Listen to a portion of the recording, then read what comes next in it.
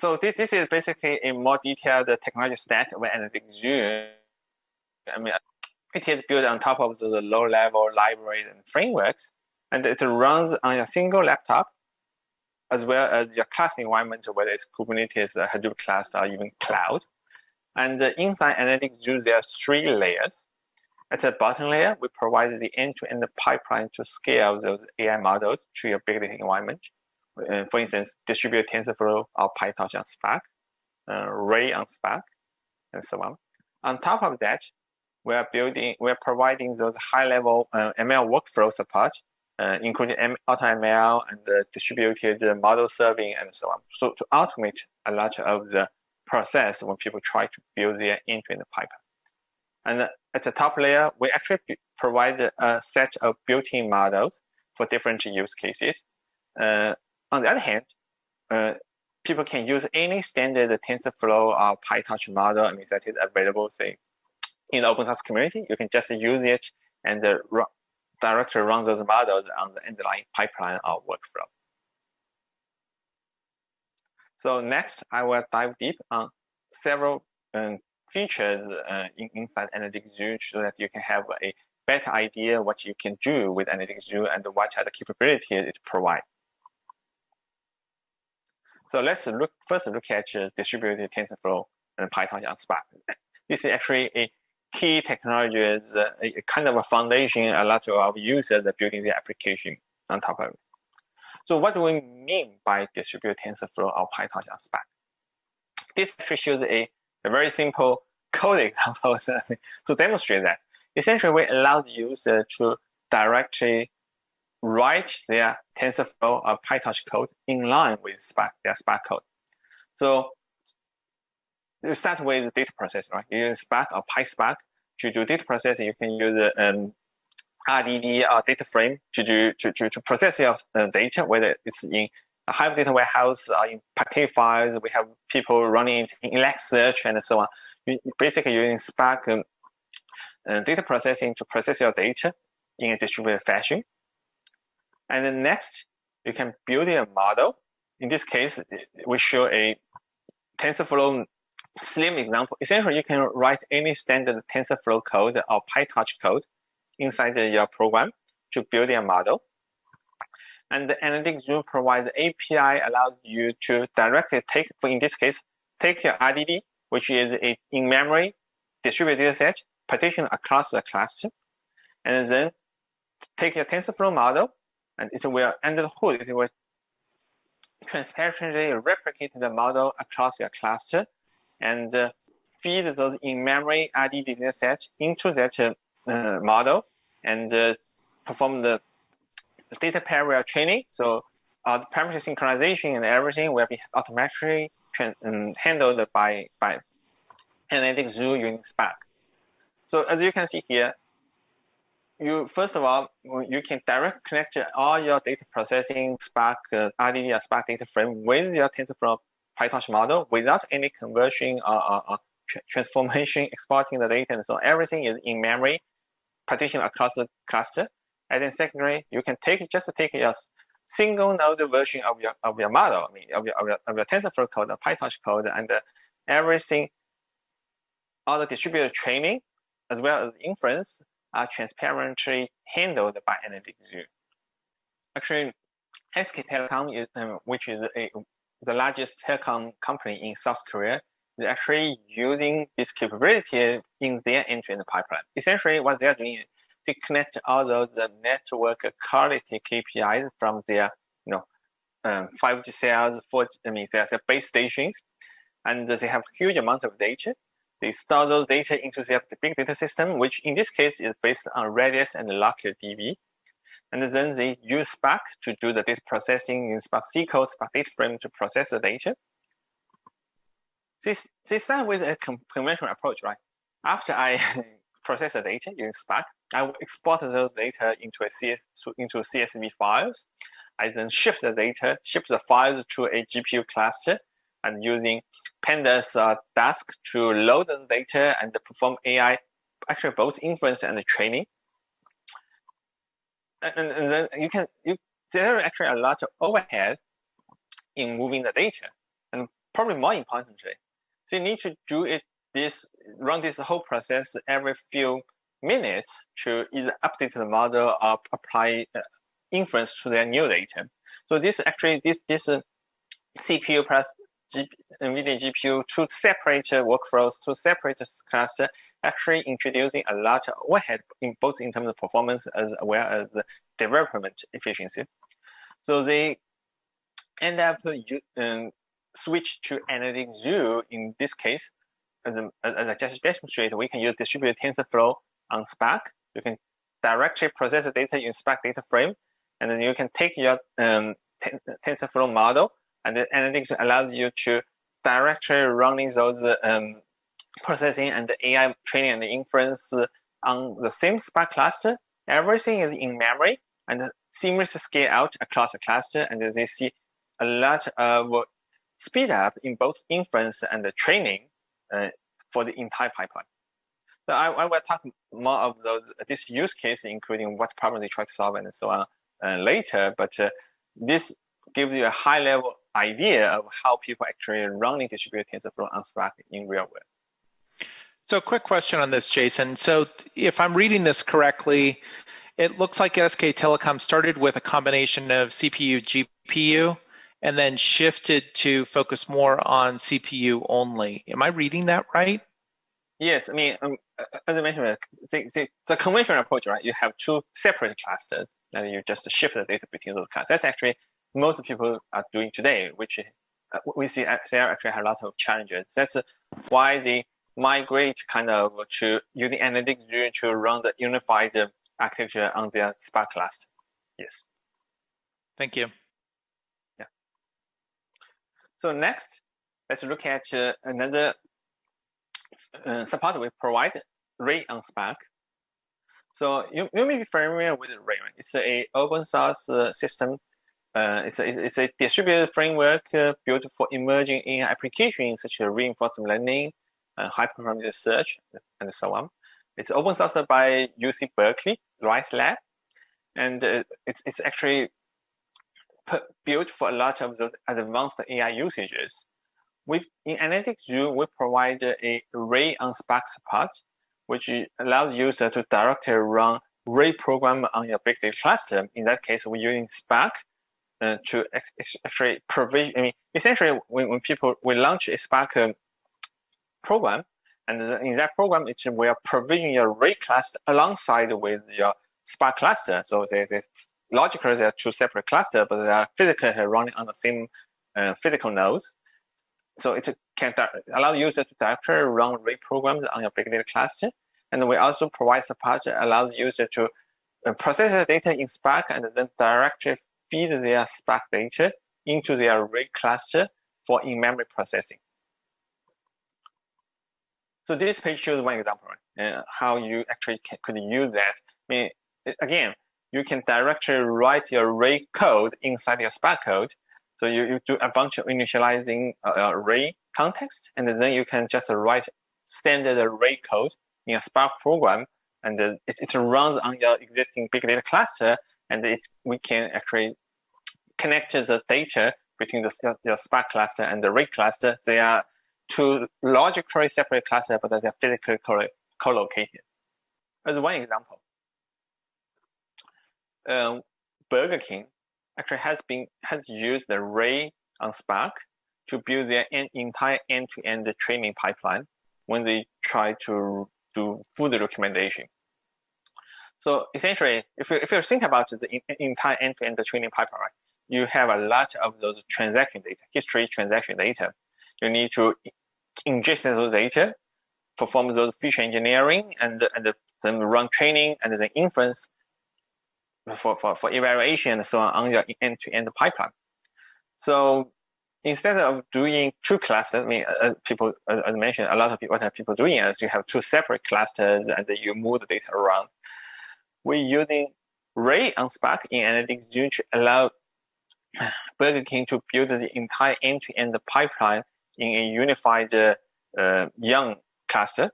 So as you can see on the chart on the right, first you use Spark to do all those data processing ETL work, After that, you use RayOnSpark to actually launch a bunch of Ray clusters on the same physical node. And then those in that Ray cluster, we build a distributed MXNet training support. You can directly train the model. In this case, using distributed MXNet actually on top of the Ray. And then, as I mentioned before, we will directly feed those data processing in Spark into your Ray cluster, and then it's automatically partitioned across the node. Everything is stored in memory, and those MXNet training process can directly train on those in-memory dataset. Hey, Jason, Yes. the birdseed on the bottom has the title Context-Aware Drive-Through Recommendation Service at Fast Food Restaurants. So can you give us some more context about what this is actually, because that sounds super interesting. So can you put like human words behind what's happening? Yeah, sure. I mean, I will dive deep in this example, use cases later on. But in summary, when the customers go to a drive-through restaurant as you order the food, they will basically in real time provide the recommendations what are the additional food or extra food or new food you want to order. It is displayed, and then you basically as a recommendation to the customers. Okay. Yeah, there are more details actually. We have a technical blog at UC Berkeley Rice Lab. We have a technical paper actually on the website as well. So yeah, there are more details there, but that's basically the high-level idea. Okay, cool. Thank you. Sure. So I talked about how we provide the end-to-end pipeline to allow users to run distributed TensorFlow, PyTorch, Ray programs on top of your big data cluster, big data platform. So, but still, the user still need to do a lot of manual work to build the end-to-end pipeline. It's both label intensive and also it requires a lot of machine learning and data science knowledge, domain knowledge. So what we are trying to do here in analytics is that on top of those end-to-end pipeline, we also try to provide those advanced high-level machine learning workflow to automate a lot of those processes. For instance, we have built a AutoML framework, which actually can automatically generate features, select models, and tune the hyperparameters for your data science pipeline. So it's built on top of the RayTune, and the RayOnSpark, and they use also different libraries like TensorFlow, Keras, PyTorch, and so on. On top of that, we have built a general AutoML framework, which performs those automatic feature generation, model selection, and hyperparameter tuning. General AutoML is actually pretty hard. Even though we have a general AutoML framework, so we start with a time series use case. So we have a lot of users running different type of time series prediction applications, and they're all similar, but they are all different.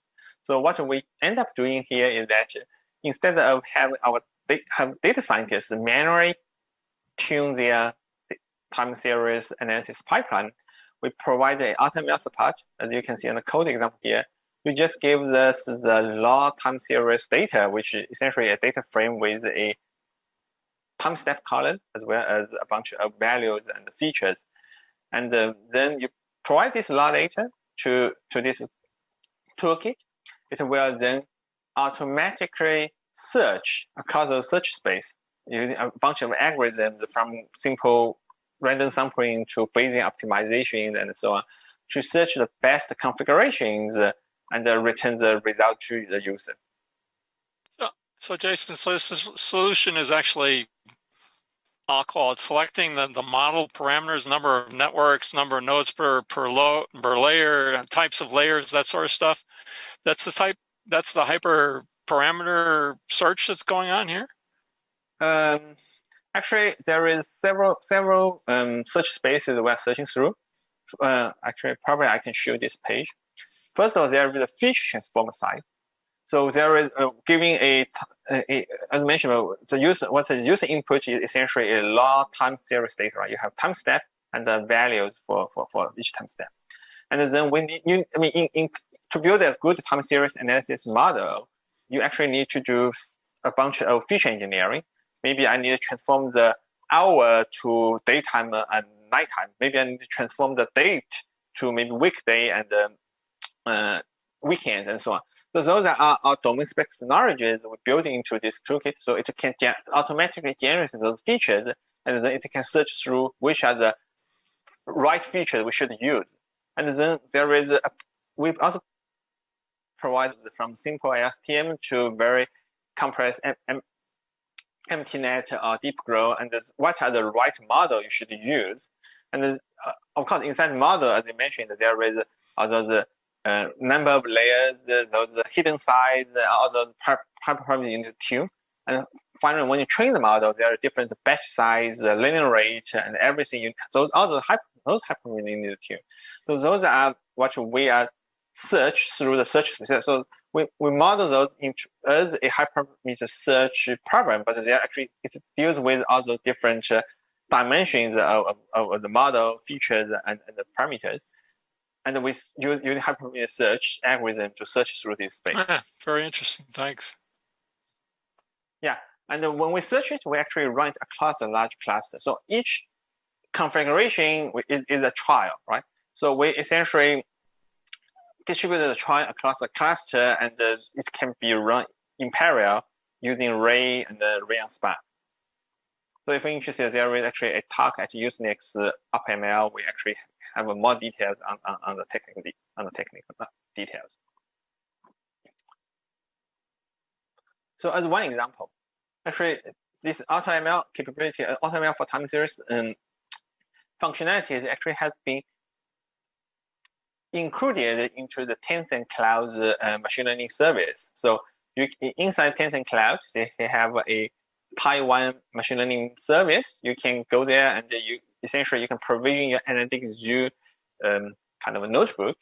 And then there are several examples. One example is already using this AutoML time series capabilities to predict taxi passengers. Basically, looking at the history data of the taxi passenger numbers in New York City, you can actually predict what are the demand of those taxis.